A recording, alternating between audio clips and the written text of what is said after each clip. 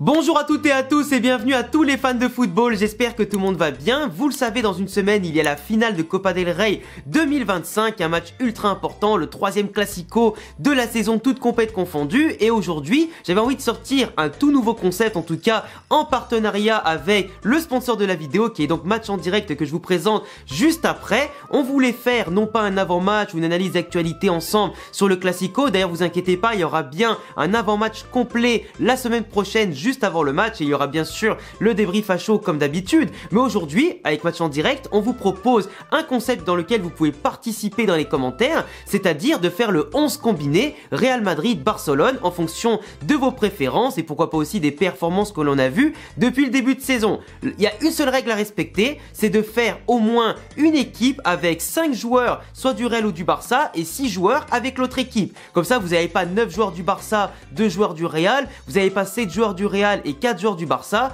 On essaie de garder quand même un pied d'égalité de 6 et de 5, c'est quand même pas mal et c'est aussi le but du truc de les mélanger. Donc que tu sois fan du Real et du Barça, tu sais que je parle en permanence de ces deux clubs là sur la chaîne toute l'année, donc n'hésite pas à t'abonner, cocher la cloche, mettre le petit pouce bleu et me dire en commentaire ton 11 combiné avec la règle que je t'ai annoncé juste avant du Real et du Barça. Et bien sûr soyez chaud parce que ce week-end je vais débriefer les matchs Barça Celta de Vigo et Real Madrid Bilbao et il peut peut-être y avoir des surprises pour la course au titre, en Liga évidemment. Pour te présenter le partenaire de la vidéo, il s'agit bien sûr de Match en Direct qui m'accompagne déjà depuis quelques temps sur différents formats. C'est une entreprise qui possède un site web mais surtout une application mobile disponible sur iOS et Android que tu peux télécharger avec le QR code que je t'affiche à l'écran ou via bien sûr les liens en description et commentaires épinglés. C'est une application que je te montre ici en temps réel sur l'écran et le montage, une application que j'utilise souvent pour mes analyses d'avant-match, débrief à chaud, etc.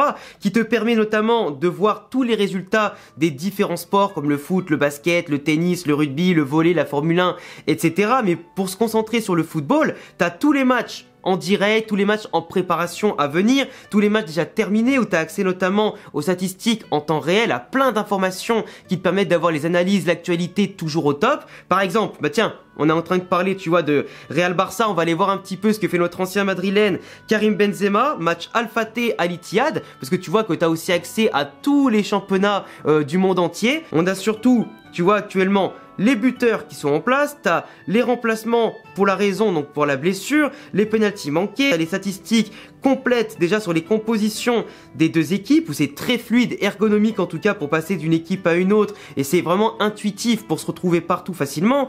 T'as les commentaires qui sont faits en direct notamment pour suivre le match. Si tu n'as pas visuellement avec la télé, c'est parfait. T'as aussi les stats, que ce soit offensive, défensive, t'as aussi les zones de jeu qui sont couvertes, l'équipe qui a tiré le plus, t'as les cotes, t'as les face-à-face pour avoir l'historique entre les deux équipes, t'as le classement évidemment des championnats mis à jour, et après pour revenir vite fait sur les joueurs, t'as notamment accès à plein de choses, notamment Benzema, t'as son nombre de touches de balle, t'as son nombre de tirs, les XG qu'il a pu faire, les dribbles, les occasions qu'il a eues, les touches de balle, t'as énormément de choses, t'as sa hitmap aussi qui s'affiche, donc franchement, t'as tout ce qu'il faut pour te faire plaisir quand t'es un fan de football. Mais l'option qui nous intéresse aujourd'hui dans cette vidéo, c'est bien évidemment la possibilité de composer ta propre équipe depuis le menu. Alors nous, on va cliquer sur continuer sans choisir une équipe fixe évidemment. On va se choisir, alors on va pas se mettre en 5-4-1 parce que je déteste cette composition défensive, on n'est pas rétaffé non plus. 4-2-3-1, c'est ma compo préférée de base, vous me direz laquelle c'est pour vous en commentaire, 4-4-2 losange, 4-3-3, 3-4-3, ce que tu veux, 3-5-2, mais pour moi c'est 4-2-3-1. Et donc là je rappelle, faut prendre 6 joueurs du Real ou du Barça et prendre 5 joueurs de l'autre équipe, histoire d'être un peu équilibré. Il y a des choix à faire, vous serez peut-être pas d'accord sur tout, mais c'est le principe de débattre entre fans de football avec respect et bienveillance. Vous faites les critères que vous voulez, les performances de la saison, vos préférences, etc.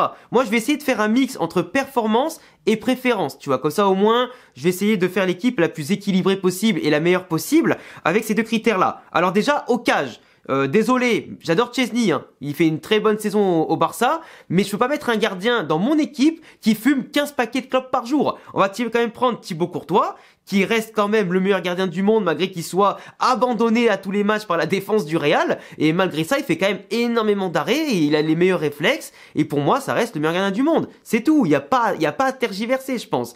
Arrière droit. Normalement, je devrais mettre Carvajal, parce que pour moi, c'est lui le meilleur arrière-droit du monde, mais il a quasiment pas joué de la saison. Donc aujourd'hui, on va être très logique et on va mettre Jules Koundé. Évidemment, le mec, il se plaignait à l'époque de ne plus jouer défenseur central. Il était prêt à partir en première ligue si le Barça le laissait arrière-droit. au final, le mec est devenu une référence. Avec sa complémentarité avec Lamine Yamal, avec ses montées, ses centres, sa qualité même des fois pour marquer ou frapper tout court, il est vraiment devenu très polyvalent, excellent, et moi franchement je ne peux qu'applaudir, évidemment. En défense centrale, alors, moi par rapport à ce que j'ai vu cette saison, je vais mettre Raúl Asensio et Cubarsí en défense centrale. Alors vous allez dire, Alex, t'es pas objectif, t'es espagnol, ça se voit. Évidemment, mais Raúl Asensio, Cubarsí, c'est peut-être le duo qui va être aussi titulaire un jour en équipe de nationale espagnole, et en plus les deux sont extrêmement bons. Et moi je vais vous dire un truc, je dis les termes, Raúl Asensio, en termes de cojones, en termes simplement de qualité footballistique, en termes de grinta, en termes d'exemple qu'il montre pour ses premiers mois en équipe pro, tu vois, il a étalé Rudiger. Pour moi, dans les interventions, il est plus propre, il court plus vite, il est plus vif, il est surtout plus impactant, même s'il marque pas encore sur corner ou ce que tu veux. C'est quelqu'un qui fait vraiment la différence aujourd'hui. Et franchement, je peux pas passer à côté. Je peux pas passer à côté de la saison de Raúl Asensio. C'est impossible. Cubarsí, de son côté, depuis qu'il arrive au Barça, c'est phénoménal. Il a une progression qui est phénoménale. Je ne peux pas dire autre chose, tellement il s'est imposé malgré son jeune âge, que ce soit en club ou en sélection, et à quel point il a de l'avenir. Il est plus jeune que Raúl Asensio, mais je pense qu'il est très complémentaire à la relance, une très belle vision, il peut jouer jeu court, jeu long, et franchement, il se laisse pas faire dans les duels, il est rapide et tout. Enfin, pour moi, Cubarsí, même si t'as Araújo, t'as Inigo Martinez, pour moi, Cubarsí, excellent. Et franchement, petite pépite qui a pas fini de progresser. À gauche, alors évidemment, on ne peut pas choisir autre chose que Baldé, hein, parce que sinon on serait hypocrite de mettre Ferland Mendy ou Fran Garcia.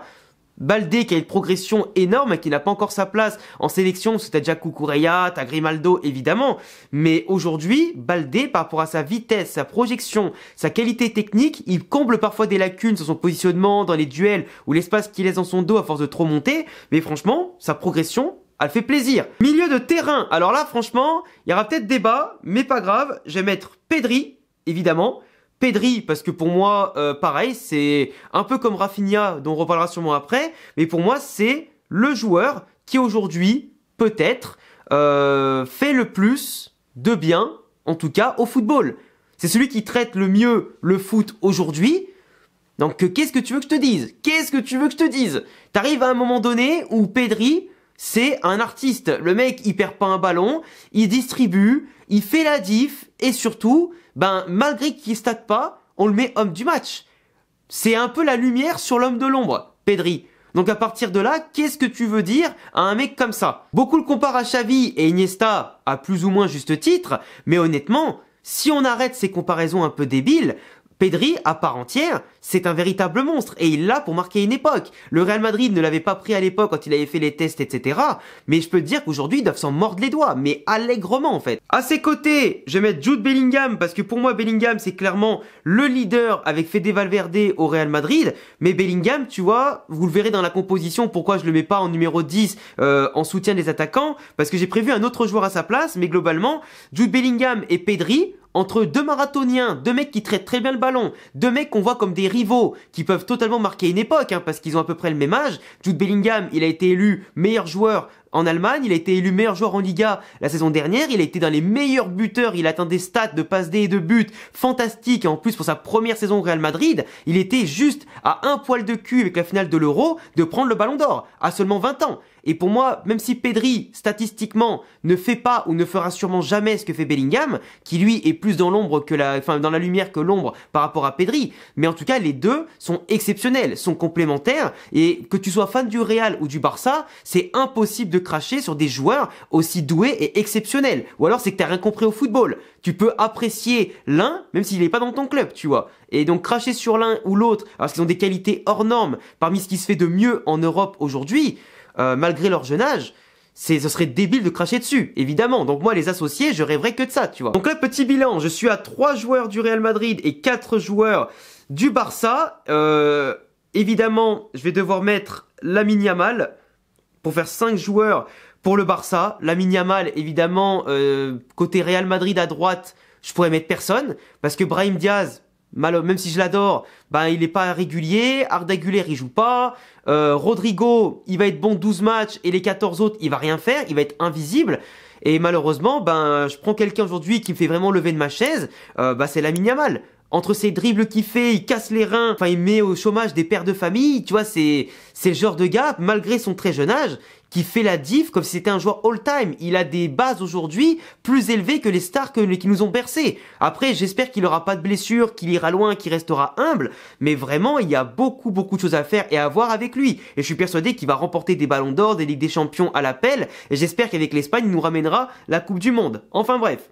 De l'autre côté, bah t'es obligé quand même de mettre Vinicius Junior, parce que mis à part son début d'année 2025 et quelques matchs où il est pas ouf, Vinicius, ça reste quand même celui qui était le plus proche du ballon d'or derrière Rodri. C'est quelqu'un qui est exceptionnel, qui t'enchante aussi quand il est pas dans les plates-bandes de quelqu'un ou qu'on lui met pas justement des gens dans ses plates-bandes, mais quand c'est lui le leader, il est exceptionnel, et ça faut pas l'oublier. Voilà, Rafinha, donc ça me fait 2... 4, 6 joueurs du Barça, parce que oui, je vais mettre le Barça en majorité parce que ils sont meilleurs que nous, tout simplement. Ils sont meilleurs que nous entre les deux premiers classicos, la finale de Copa del Rey où ils sont favoris.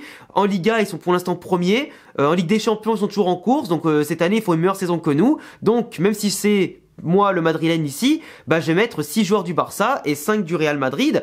Et bon, pour le coup, celui que je vais mettre en pointe, ça me fait un peu chier de le mettre. Donc je vais quand même en parler, hein, mais en tout cas Rafinha en numéro 10, c'est quelqu'un qui sait se connecter avec les joueurs à côté de lui, c'est quelqu'un qui n'est pas égoïste, c'est quelqu'un qui fait des efforts, qui aujourd'hui a le statut, tout comme un Lautaro Martinez ou Ousmane Dembélé, d'être encore en course pour le Ballon d'Or, ou tout comme Pedri, hein. Mais aujourd'hui, parmi les attaquants qui statent le plus et qui performent et qui en plus rapportent des points, Rafinha, t'es obligé de le mettre. Et avec son entente avec Lamine Yamal et Pedri, c'est exceptionnel, tu vois. C'est exceptionnel. Et en pointe, bon là je suis obligé par rapport à mon concept, sinon j'aurais mis Lewandowski en pointe, hein, mais ça ferait 7 joueurs pour le Barça et 4 pour le Real seulement. Et du coup, je suis obligé de mettre Mbappé ou alors de mettre Hendrick. Mais après, Mbappé, mine de rien, même si dans les performances, il est pas ouf, dans les stats, il a quand même fait autant de buts, voire un peu plus maintenant que Cristiano Ronaldo à sa première saison, en jouant 15 matchs de plus, c'est vrai. Et en Ligue des Champions, famélique. Entre Arsenal et l'Atlético, il a brillé finalement que contre l'Atalanta en poule